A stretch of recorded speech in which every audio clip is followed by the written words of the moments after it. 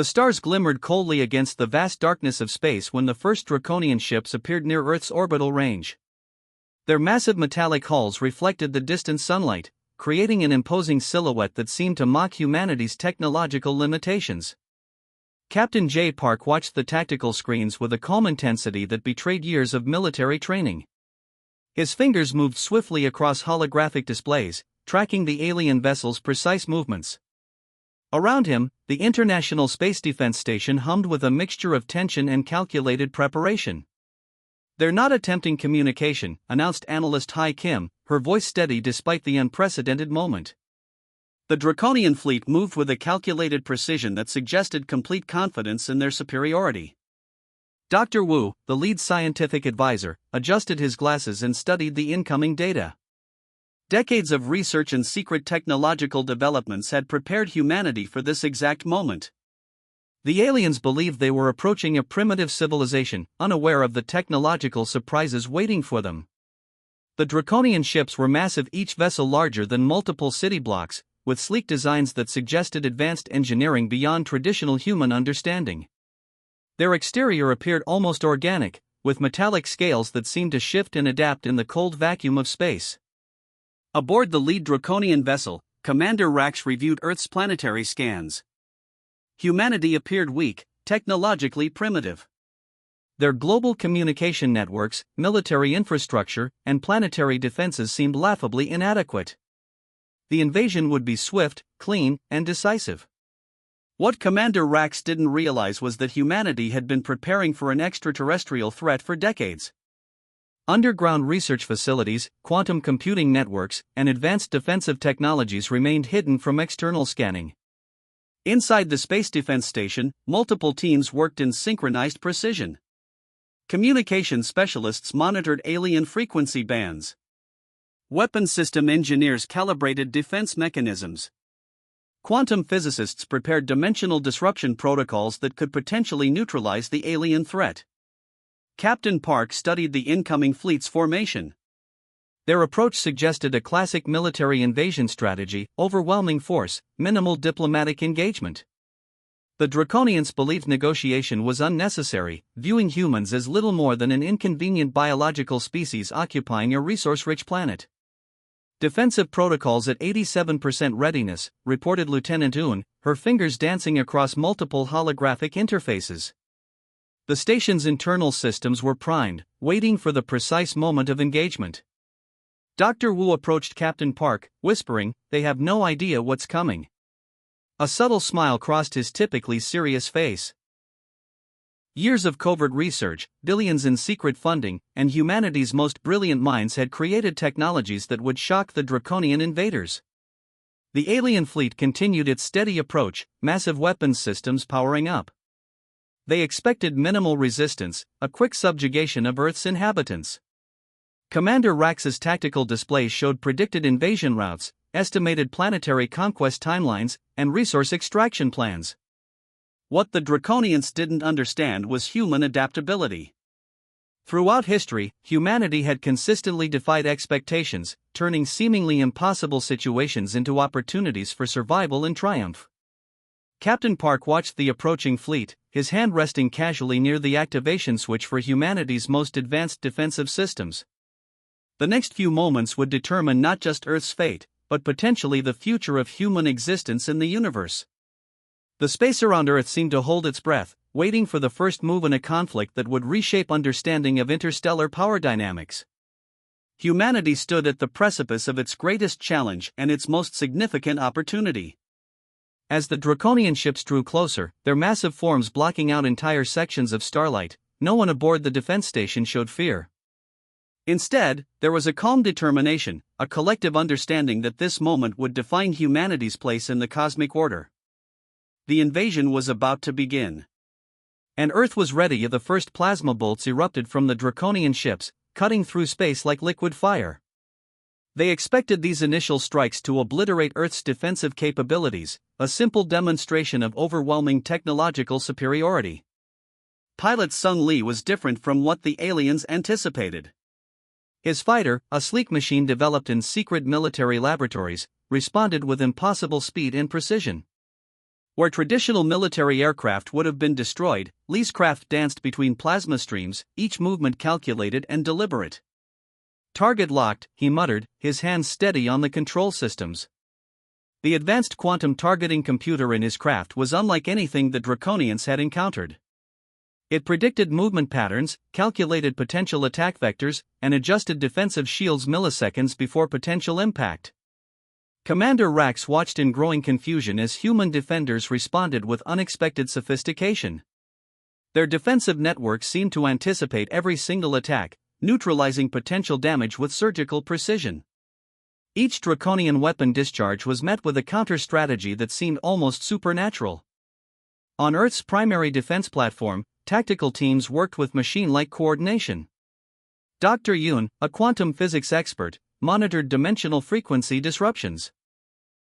Her team had spent decades developing technologies that could manipulate energy signatures at molecular levels. The first wave of Draconian fighters approached Earth's orbital range, expecting minimal resistance. Instead, they encountered a defensive network that seemed to predict their every movement. Automated defense satellites activated, their weapon systems far more advanced than any extraterrestrial scanning technology had detected. Sung Lee's squadron moved with a synchronicity that defied traditional combat logic. Each pilot worked not as an individual, but as part of a collective intelligence network. Their craft communicated instantaneously, sharing tactical information faster than the Draconians could process. "Defensive protocols are functioning at 92% efficiency," reported Lieutenant Kim from the ground control center. Her voice remained calm, almost detached, as if the largest extraterrestrial confrontation in human history was a routine operational exercise. The Draconian command structure began to show signs of confusion.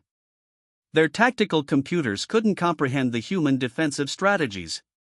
Every predictive model failed, every anticipated weakness was immediately compensated for by an adaptive human response. Commander Rax reviewed the incoming battle data with increasing frustration.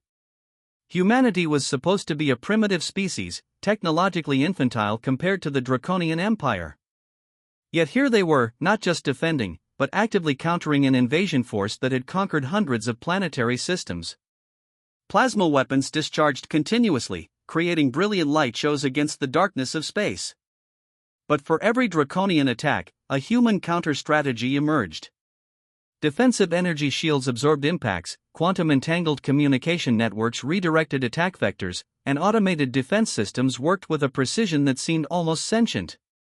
Pilot Lee's fighter performed maneuvers that would have been considered impossible by traditional aerospace engineering. Quantum stabilization systems allowed instantaneous directional changes, making his craft almost uncatchable. Where a traditional pilot would have been destroyed, Lee moved with a fluidity that suggested the craft was an extension of his own consciousness. The battle wasn't just a physical confrontation. It was a clash of technological philosophies. The Draconians believed in overwhelming force, rigid tactical structures, and predictable engagement protocols. Humanity responded with adaptive intelligence, distributed network strategies, and a willingness to break every established rule of technological warfare. As the initial confrontation continued, it became clear that this was more than a simple planetary defense. This was a statement: humanity would not be conquered, would not be categorized, and would certainly not be underestimated. Commander Rax realized, with a growing sense of dread, that this invasion might not proceed as planned. The humans were not just defending, they were systematically dismantling the Draconian attack strategy, piece by piece. The space around Earth continued to illuminate with energy discharges, plasma streams, and quantum disruption fields. But beneath the spectacular light show, a deeper transformation was occurring, the moment when humanity would prove its true potential on a cosmic stage. The initial confrontation had begun. And humanity was far from defeated. Commander Tae Kim's Special Infiltration Unit moved with a precision that defied traditional understanding of stealth technology. Their mission was complex and dangerous: breach the central systems of the primary Draconian command ship, a vessel so massive it could house entire planetary populations. The neural link technology they carried was humanity's most guarded secret.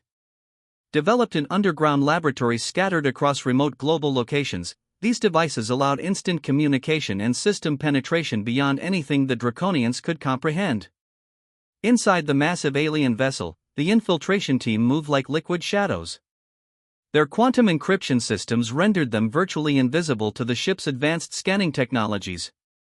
Each team member carried specialized equipment that could disrupt complex alien communication networks within milliseconds. Lead technician June Park worked his specialized interface, fingers moving faster than human eyes could track. Lines of quantum code translated alien system languages, creating backdoors that would have been impossible with traditional hacking methods. The Draconian communication networks began to show the first signs of vulnerability. Commander Rax remained unaware of the intrusion. His tactical displays continued to show seemingly normal operational parameters, completely oblivious to the systematic dismantling happening within his ship's most critical systems. The infiltration team discovered something unexpected. The Draconian communication infrastructure, which appeared impenetrable from external scans, had fundamental structural weaknesses. Years of unchallenged technological superiority had made them complacent, creating systemic blind spots that humanity could exploit. Network penetration at 67%, whispered June, his voice calm and controlled. Each line of code was a surgical strike, systematically breaking down the alien defensive protocols. Aboard the Space Defense Station, Dr. Wu monitored the operation with a mixture of scientific curiosity and strategic calculation. The infiltration wasn't just about disrupting communication, it was about understanding the fundamental technological structure of an advanced alien civilization. The Draconian ship's internal systems began to show strange anomalies. Communication channels started flickering, tactical displays became intermittent, and critical navigation systems developed unexplained glitches. What had seemed like a simple technical malfunction was actually a carefully orchestrated systematic breakdown. Commander Tae Kim understood the psychological warfare aspect of their mission. By creating uncertainty within the alien command structure, they were attacking more than just technological systems. They were undermining the Draconians' fundamental belief in their own superiority. Quantum entanglement devices planted by the infiltration team began to send conflicting signals through the ship's communication networks. Navigation systems received contradictory instructions, creating a cascading effect of confusion and uncertainty. Primary communication networks compromised, reported Lieutenant Un, monitoring the operation from the ground control center. Her voice remained steady, professional, another indication of humanity's calculated approach to this unprecedented confrontation. The Draconian crew began to realize something was fundamentally wrong. Their advanced technological systems, which had conquered hundreds of planetary systems, were suddenly unreliable. Navigation markers shifted unexpectedly. Communication channels became garbled. Critical system reports contradicted each other. Commander Rax's confidence started to crack. For the first time, the possibility of failure entered his strategic calculations. The humans were not just defending, they were systematically dismantling the Draconian invasion strategy with a level of technological sophistication that seemed impossible.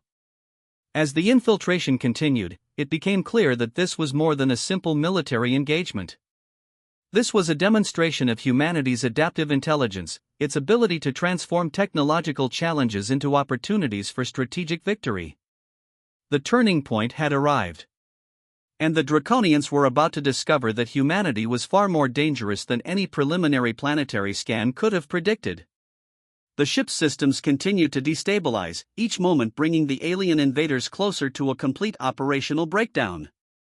Humanity had not just survived, they were about to demonstrate their true technological potential on a cosmic stage. A global network of quantum displacement generators activated simultaneously, their energy signatures hidden from traditional scanning technologies. Dr. Yoon's team had spent decades preparing this moment, a technological marvel that would reshape humanity's understanding of dimensional manipulation. The first Draconian ships began to shimmer, their massive metallic structures flickering between visible and invisible states. Crew members inside the vessels experienced a strange disorientation, their perception of reality suddenly becoming fluid and uncertain.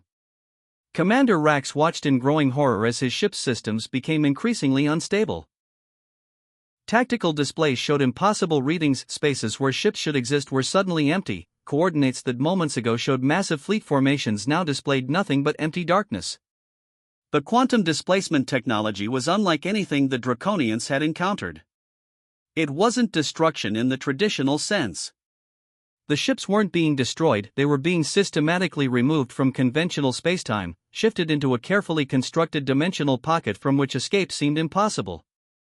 Pilot Sung Lee observed the vanishing fleet from his advanced fighter. Each Draconian vessel disappeared with a subtle distortion, like water being absorbed into an invisible sponge.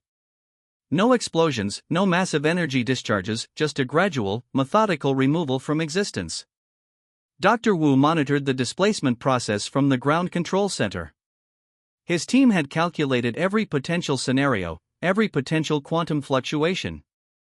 The technology they had developed was the result of decades of secret research, combining theoretical physics with practical engineering in ways no other research team had attempted.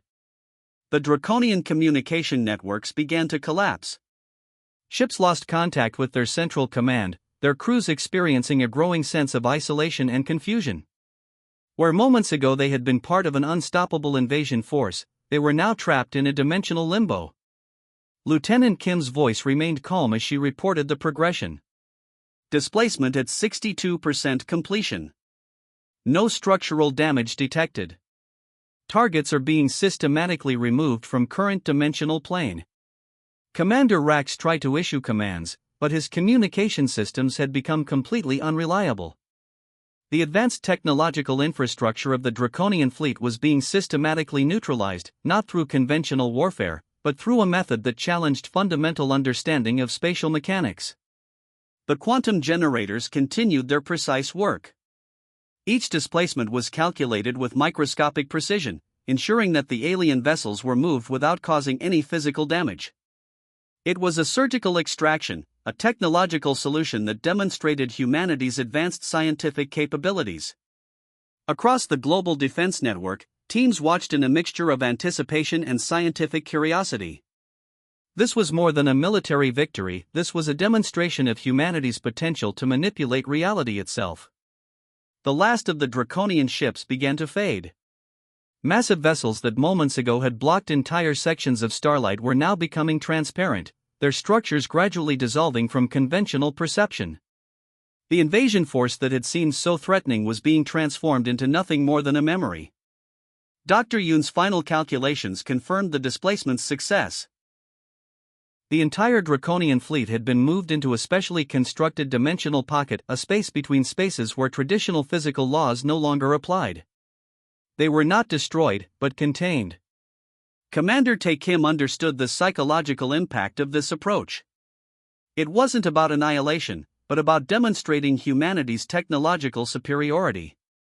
The message was clear: Earth was not a planet to be conquered, but a civilization to be respected. As the last ship disappeared, a strange silence fell across the space around Earth. The invasion that had seemed so certain, so overwhelming, had been neutralized through a method that defied traditional understanding of warfare and dimensional physics. Humanity had not just defended itself. It had transformed the very nature of potential conflict, showing that technological innovation could be the most powerful weapon of all. The vanishing was complete. And the universe would never be the same. A global transmission activated simultaneously across every communication network, cutting through military channels, civilian broadcasts, and international systems. Lieutenant Eun Park's face appeared, her expression calm and resolute, representing humanity's collective voice. The Draconian invasion has been neutralized, she announced, her words measured and precise.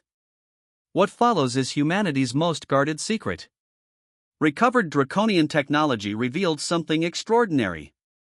Fragments of alien data suggested this wasn't the first time Earth had prepared for an extraterrestrial threat. Hidden archaeological sites, buried deep beneath remote locations, contained technological artifacts that predated known human history. Dr. Wu stepped forward, presenting classified research that would rewrite humanity's understanding of its own evolution. The quantum displacement technology wasn't a recent development. It was the result of decades, perhaps centuries, of secret preparations. Fragments of alien communication logs showed that humanity had been systematically studying extraterrestrial technologies for generations. Underground research facilities, scattered across different continents, had been collecting, analyzing, and developing advanced technologies long before this invasion. The dimensional pocket where the Draconian fleet was trapped was more than a simple military strategy. It was a carefully constructed technological marvel that demonstrated humanity's true potential. Each ship was contained in a space where normal physical laws ceased to exist, effectively neutralizing the entire invasion force without firing a single destructive weapon. Commander Tae-Kim revealed additional classified information. The quantum displacement generators were connected to a global network of research stations. These facilities had been preparing for potential extraterrestrial threats for decades, developing technologies that seemed almost magical by traditional scientific standards. "We were never the primitive species they believed us to be," Lieutenant Park continued. Her transmission showed strategic maps, technological schematics, and evidence of humanity's secret technological advancements. The recovered Draconian technology suggested something even more profound. Humanity's rapid technological development wasn't simply a result of human innovation. Scattered evidence hinted at previous encounters, potential technological exchanges that had been completely erased from historical records. Dr. Yoon's research team discovered something unexpected in the dimensional containment data. The Draconian fleet wasn't just trapped, they were being studied. Every system, every technological component was being meticulously analyzed, providing humanity with unprecedented insights into advanced alien technologies. Global reaction was mixed. Some celebrated the successful defense. Others were shocked by the revelations of secret technological capabilities. Government agencies worldwide began releasing carefully curated information, showing humanity's true technological potential. The final transmission made the ultimate statement. The Draconian fleet wasn't destroyed. They were contained, studied, and could potentially be returned or permanently displaced at humanity's discretion. It was a clear demonstration of technological superiority that went beyond military might. Recovered alien communication logs revealed something even more shocking. Previous alien civilizations had attempted similar invasions, and all had been systematically neutralized. Humanity wasn't just defending itself, it had been preparing for this moment throughout its entire evolutionary history. Lieutenant Park's final words resonated across the planet: "We are not alone. And we are certainly not weak." The revelation changed everything. Humanity was no longer just another species waiting to be conquered. They were a strategic, technologically advanced civilization that had been quietly preparing for cosmic challenges. Scientific institutions worldwide began analyzing the recovered technologies. Military research facilities started integrating the newfound knowledge. Global communication networks buzzed with speculation and excitement.